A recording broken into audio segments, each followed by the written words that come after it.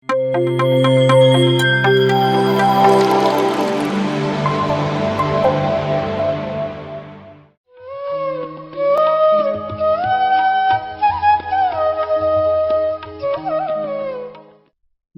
ಪಿತಾಮಹ ಬ್ರಹ್ಮರ್ಷಿ ಸುಭಾಷ್ ಪತ್ರಿಜಿಯವರಿಗೆ ಮತ್ತು ಸ್ವರ್ಣಮಾಲಾ ಪತ್ರಿಜಿ ಅಮ್ಮನವರಿಗೆ ಪಾದಕಮಲಗಳಿಗೆ ನಮಸ್ಕಾರಗಳು. ನನ್ನ ಹೆಸರು ಗುರುಮೂರ್ತಿ. ನಾನು ರಾಮನಗರ ಒಂದು 5.5 ವರ್ಷಗಳ ಕಾಲದಿಂದ ಈ ಆನಾಪಾನಸತಿ ಧ್ಯಾನವನ್ನು ಮಾಡ್ತಾಯಿದ್ದೇನೆ. ನಾನು ಈ ಧ್ಯಾನಕ್ಕೆ ಬರೋಕ್ಕೆ ಕಾರಣ ಆರೋಗ್ಯ ಸಮಸ್ಯೆ ಅಂದರೆ ಒಂದು ಅಪಘಾತ ಆಯಿತು. ಅಪಘಾತದಲ್ಲಿ ನನ್ನ ಸ್ಪೈನಲ್ ಕಾರ್ಡ್ ಇಂಜುರಿ ಇದಾಯಿತು. ಅದರಿಂದ ತುಂಬ ಅದು ಪ್ರಭಾವ ಬೀರಿತು. ಅದರಿಂದ ಯಾವ ಆಸ್ಪತ್ರೆಗಳನ್ನು ತೋರಿಸಿದ್ರು, ಎಷ್ಟೇ ಪ್ರಯತ್ನ ಮಾಡಿದ್ರು ಅದು ವಾಸಿ ಆಗಿಲ್ಲ. 1-2 ತಿಂಗಳ ಕಾಲ ಅದನ್ನು ನಾನು ನರಕಯಾತನೆ ಅನುಭವಿಸಿದೆ.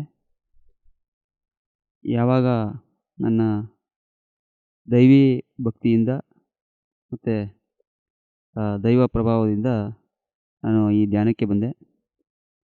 ನನ್ನ ಸ್ನೇಹಿತನ ಮುಖಾಂತರ ಸುನೀಲ್ ಅಂತ ಅವರ ಹೆಸರು, ನನಗೆ ಧ್ಯಾನದ ಭಂಗಿ ಮತ್ತು ಇದನ್ನು ಹೇಳ್ಕೊಟ್ಟವರು ಉಮೇಶ್ ಅಂತ. ಅವರಿಗೆ ಧನ್ಯವಾದಗಳು. ನಾನು ಈ ಧ್ಯಾನಕ್ಕೆ ಬಂದ ಮೇಲೆ ಒಂದು ಸ್ಥಿತಿಯಲ್ಲಿದ್ದಾಗ ಒಂದು ಬೆಲ್ಟ್ ಹಾಕೋತದೆ ಕತ್ತಿಗೆ. ಅದು ಯಾವ ರೀತಿ ಇತ್ತು ಅಂದರೆ ಅದನ್ನು ತೆಗಿಯೋಂಗೇ ಇಲ್ಲ ಯಾವುದೇ ಕಾರಣಕ್ಕೂ. ಆ ರೀತಿ ಇತ್ತು. ಆಮೇಲೆ ಈ ಧ್ಯಾನಕ್ಕೆ ಬಂದಮೇಲೆ ನನಗೆ ಒಂದು 40 ದಿನದಲ್ಲಿ ನಾನು ಆ ಬೆಲ್ಟನ್ನು ತೆಗೆದು ನನ್ನ ಮೇಲೆ ನನಗೆ ಆತ್ಮವಿಶ್ವಾಸ ಬರ್ತು. ಯಾವುದೇ ರೀತಿ ತೊಂದರೆ ಆಗಲ್ಲ ಇನ್ಮೇಲೆ. ಮತ್ತು ಈ ಧ್ಯಾನ ಮಾಡ್ತಾನೆ ನಾನು ಹೆಚ್ಚು ಧ್ಯಾನ ಮಾಡ್ತಾಯಿದ್ದೆ. ಮತ್ತು ಹೆಚ್ಚು ಪಿರಮಿಡ್ನ ಬಳಸುವೆ. ಯಾವಾಗೂ ಮನೇಲಿ ಪಿರಮಿಡ್ ಕ್ಯಾಪ್ ಬಳಸುವೆ. ಮತ್ತು ಪಿರಮಿಡ್ಡಲ್ಲಿ ರಾಮನಗರ ಪಿರಮಿಡ್ಡು ಅದು ಸಂಸ್ಥಾಪಕರು ಕೃಷ್ಣಪ್ಪ ಸರ್ ಅಂತ. ಅವರೇ ನಮಗೆ ತುಂಬ ಅವರ ಸಹಕಾರ ಮತ್ತು ಪ್ರೋತ್ಸಾಹದಿಂದ ಬೇಗ ನನಗೆ ನನ್ನ ಆರೋಗ್ಯ ಸಮಸ್ಯೆ ನಿವಾರಣೆ ಆಯಿತು. ಒಂದು 40 ದಿನದಲ್ಲೇ ಆ ಸಮಸ್ಯೆಯಿಂದ ನಾನು ಹೊರಗಡೆ ಬಂದೆ. ಆ ಸಮಸ್ಯೆಗಿಂತ ಮುಂಚೆ ನಾನು ಒಂದು ನಿದ್ದೆ ಬರ್ತಿರಲಿಲ್ಲ. ಒಂದು ಕ್ಷಣವೂ ಕೂಡ ಭಯ ಪಡ್ತಿದ್ದೆ, ಇನ್ನೇನು ನನ್ನ ಜೀವ ಹೋಗ್ತದೇನೋ ಅಂತ. ಆ ಸ್ಥಿತಿಯಲ್ಲಿ ಇದ್ದವು ನಾನು. ಯಾವಾಗ ಈ ಧ್ಯಾನ ಮಾಡಿ ನಾನು 40 ದಿನದಲ್ಲಿ ಪರಿಹಾರ ಮಾಡಿಕೊಂಡೆ. ಒಂದು ಅತ್ಯುನ್ನತವಾದ ಸ್ಥಿತಿ ಅಂದರೆ ಅದು ಯಾವ ರೀತಿ ಅಂದರೆ ಇದು ಆತ್ಮದರ್ಶನ ಅಂದರೆ ಯಾವ ರೀತಿ ಹೇಳಬೇಕಂದ್ರೆ ಒಂದು ಬ್ರಹ್ಮಾನಂದ ಸ್ಥಿತಿ. ಅಂದರೆ ಸಕಲ ಚರಾಚರ ಪ್ರಾಣಿಕೋಟಿ ಜೀವರಾಶಿಗಳಲ್ಲೂ ಭಗವಂತನ ದರ್ಶನವನ್ನು ಕಂಡೆ. ಅಂದರೆ ಅದು ಉನ್ನತವಾದ ಸ್ಥಿತಿ ಧ್ಯಾನದಲ್ಲಿ. ಅದಾದಮೇಲೆ ನಾನು ಏನು ಅನ್ಕೋತೀನಿ ಆ ಕ್ಷಣದಲ್ಲೇ ಆ ದಿನದಲ್ಲೇ ಆಗೋದು. ಯಾವ ರೀತಿ ಅಂದರೆ ಈ ಕ್ಷಣದಲ್ಲಿ ಯಾರು ಫೋನ್ ಮಾಡಬೇಕಂದ್ರೆ ಆ ಕ್ಷಣದಲ್ಲೇ ಅದೇ ಟೈಮಿಗೆ ಅದೇ ಇದಕ್ಕೆ ಅವರೇ ಫೋನ್ ಮಾಡೋರು. ಮಾಡಬೇಡ ಅಂದರೆ ಮಾಡ್ತಾಯಿರಲಿಲ್ಲ. ಅಂದರೆ ಯಾವ ಸ್ಥಿತಿ ಅಂದರೆ ಏನು ಅನ್ಕೋತಿದ್ದೆ ನಾನು ಆ ಕ್ಷಣದಲ್ಲೇ ಅದು ಪಟ್ಟಂತ ಆಗ್ಬಿಡೋದು. ಎಲ್ಲ ಪ್ರತಿಯೊಂದು ಅನುಭವ ಆನಂದದ ಅನುಭವ. ಎಂಥ ಅನುಭವ ಅಂದರೆ ಬ್ರಹ್ಮಾನಂದದ ಅನುಭವ. ಖುಷಿ ನಿರಂತರವಾಗಿತ್ತು. ಮತ್ತು ಧ್ಯಾನನ ನಾನು ಹೆಚ್ಚು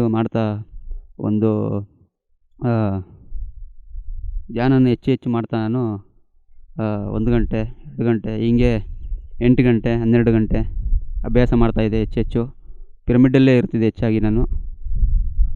ಮತ್ತು 18 ಗಂಟೆ ಒಂದು ದಿವಸ ಬುದ್ಧ ಪೂರ್ಣಿಮಾ, ಆವಾಗ ಕೊರೋನಾ ಸಮಯ. ಆವಾಗ ಯಾವುದೇ ಥರ ಕಾರ್ಯಕ್ರಮಗಳು ನಡೀತಿರಲಿಲ್ಲ. ಆ ಸಮಯದಲ್ಲಿ ನಾನು ನಮ್ಮ ರಾಮನಗರ ಪಿರಮಿಡ್ಡಲ್ಲಿ ಮೇಲ್ಗಡೆ ಒಂದು ಚಿಕ್ಕ ಪಿರಮಿಡ್ ಇದೆ. ಆ ಪಿರಮಿಡ್ಡಲ್ಲಿ ಒಂದು 24 ಗಂಟೆ ಕುಂತ್ಕೊಂಡು ಧ್ಯಾನ ಮಾಡಬೇಕು ಅಂತ ಒಂದು ಸಂಕಲ್ಪ ಮಾಡಿದೆ. ಇದಕ್ಕೆ ನನಗೆ ಪ್ರೇರಣೆ ಅಂದರೆ ಗೀತಾ ಯಾದವ್ ಮೇಡಮ್ ಅವರು, ಬಳ್ಳಾರಿಯವರು. ಅವರು ಒಂದು ಕೊರೋನಾದಲ್ಲಿ ಝೂಮ್ ಮೀಟಿಂಗ್ ಅಂತ ನಡೆಯೋದು. ಆ ಸಮಯದಲ್ಲಿ ಅವರು ಯಾವುದು ನಮಗೆ ಅದು ಅವ್ರ ಫೋಟೋ ನೋಡಿಲ್ಲ, ಆದರೆ ಅವ್ರ ಹೆಸರು ಮಾತ್ರ ತಿಳ್ಕೊಂಡಿದ್ದೆ. 72 ಗಂಟೆ ಕೂತ್ಕೊಂಡು ಒಂದು ಕಡೆ ಧ್ಯಾನ ಮಾಡಿದರು ಅಂತ ನನಗೆ ಅದು ಕೇಳಿಸ್ಕೊಂಡೆ.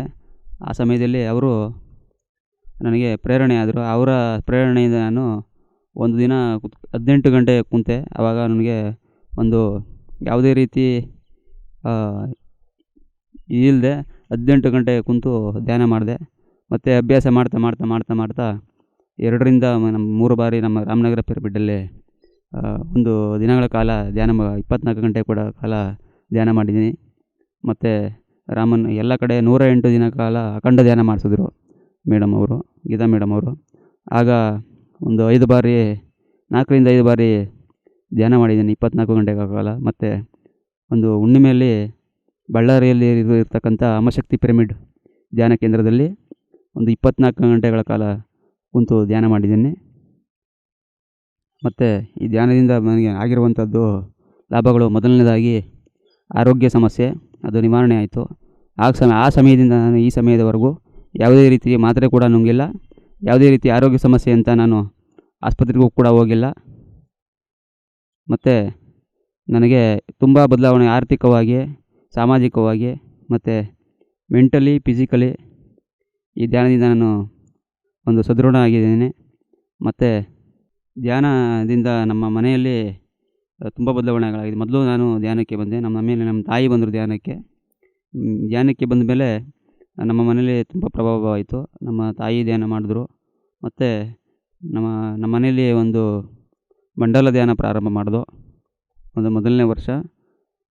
ಆವಾಗ 48 ದಿನ ಕಾಲ ಮಂಡಲ ಧ್ಯಾನ ಪ್ರಾರಂಭ ಮಾಡಿ ಅದನ್ನು ಒಂದು ದೇವಸ್ಥಾನದಲ್ಲಿ, ಸೊಳ್ಳೆಬೈಲು ಆಂಜನೇಯ ಸ್ವಾಮಿ ದೇವಸ್ಥಾನದಲ್ಲಿ ಅದು ಒಂದು ರ್ಯಾಲಿ ಮಾಡಿ ಅದನ್ನು ಕಾರ್ಯಕ್ರಮ ಮಾಡುವಂತಿದ್ದೋ. ಆವಾಗ ಯಾವುದೇ ರೀತಿ ನಮಗೆ ಪರ್ಮಿಷನ್ ಸಿಕ್ಕಲಿಲ್ಲ ಪೊಲೀಸ್ ಅವರ ಕಡೆಯಿಂದ. ಆವಾಗ ನಾವು ಕಾರ್ಯಕ್ರಮ ಮಾಡಿ ಆಂಜನೇಯ ದೇವಸ್ಥಾನದಲ್ಲಿ ಅದನ್ನು ಯಶಸ್ವಿ ಮಾಡಿದೋ. ಮತ್ತು 2ನೇ ವರ್ಷ ಹೀಗೆ ಮಂಡಲ ಧ್ಯಾನ ಪ್ರಾರಂಭ ಮಾಡಿ ಅದನ್ನು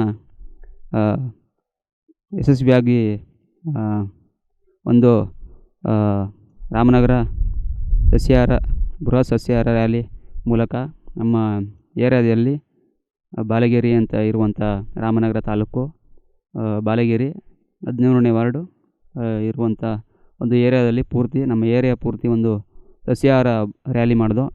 ಮತ್ತು ಒಂದು ಮುಸ್ಲಿಂ ಏರಿಯಾ ಇರುವಂಥ ಜಾಗದಲ್ಲಿ ಒಂದು ವಿಶೇಷವಾದ ಸೊಳ್ಳೆಬೈಲು ಆಂಜನೇಯ ಸ್ವಾಮಿ ದೇವಸ್ಥಾನ ಇದೆ. ಅದು ವ್ಯಾಸರಾಜರು ಪ್ರತಿಷ್ಠಾಪಿತ ಆಂಜನೇಯ ಸ್ವಾಮಿ ದೇವಸ್ಥಾನ.